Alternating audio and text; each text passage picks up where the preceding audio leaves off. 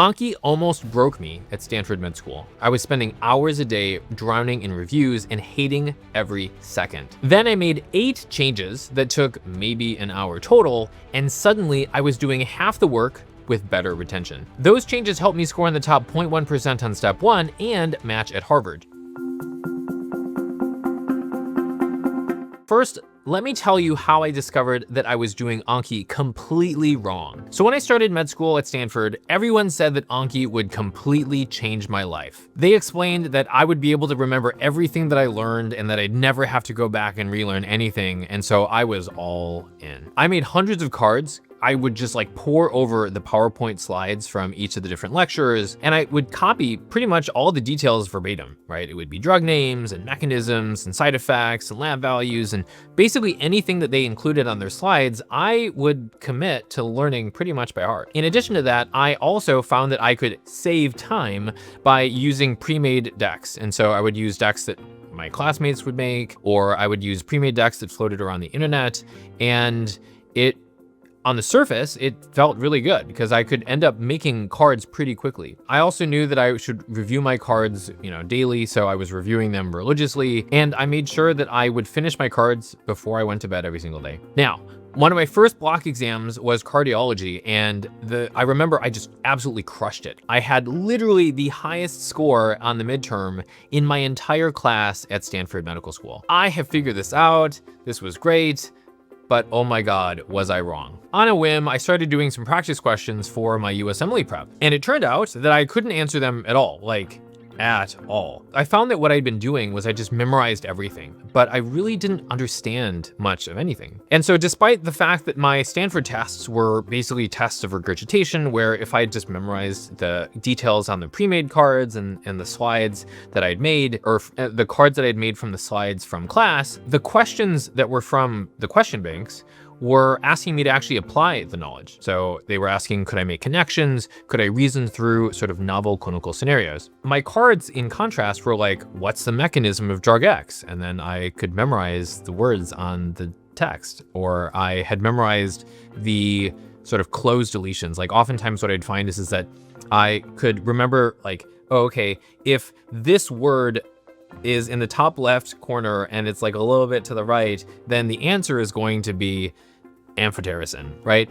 But I wasn't actually understanding it. I was just having these random sort of shape or text associations that were just to get me through doing my cards that day. I had literally thousands of facts in my head, but I couldn't use any of them. And that's when I realized that Anki isn't about memorization. It's actually about retention of understanding. And from there, I rebuilt my entire system almost from scratch. So these changes took me only about an hour to actually implement to start. The result was that I was doing less than half of the reviews I was doing before, with more than 5 times the retention, and I could answer questions better, not just for my exams at Stanford, but also for my practice questions. Change number 1 was to learn principles, not individual facts. The biggest mistake that I made when using Anki was that I was treating Anki like a collection of isolated facts. The honest answer is that most people make 1,000 cards when they could be making maybe 10. If that sounds crazy, think about this. If instead of memorizing individual facts, you learn the underlying principle that explains them,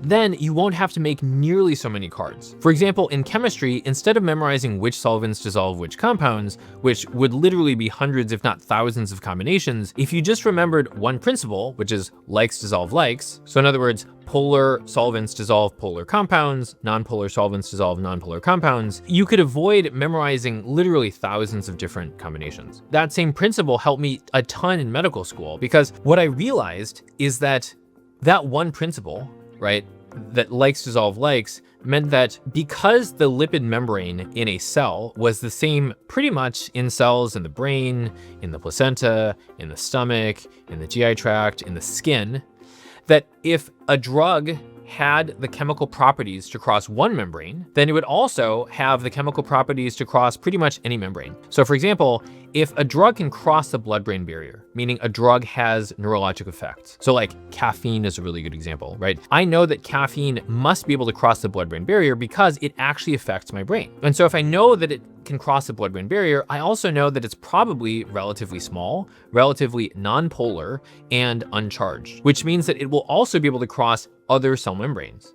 So for example, I know that then caffeine could probably be given orally, which obviously we know is true, but it also means that you could probably give it as a patch, which I didn't know, but when I looked, actually turns out to be true. And if you find this helpful, be sure to sign up for our 14-day free mini course. Here, we'll link it at the top of the description, where we'll send you a new video every single week that will help you to get the most out of your studying for medical school or beyond. So one principal card is worth 100 fact cards. How can you use this to dramatically cut down on the number of reviews that you have to do per day and dramatically increase your retention? First of all, before you make a card, be sure to ask yourself, is there a principle that helps to explain this? If yes, try to make a card about the principle, and then use the card as a way to apply that principle as opposed to just memorizing the fact itself. For example, you could make a card that said something like, caffeine, connect its use to the different ways you can administer it. And then the back would say something like, we know caffeine has neurologic effects and thus it can cross the blood-brain barrier. As a consequence, it can also cross other membranes in the body, including the GI tract, which means it can be given orally, or even the skin.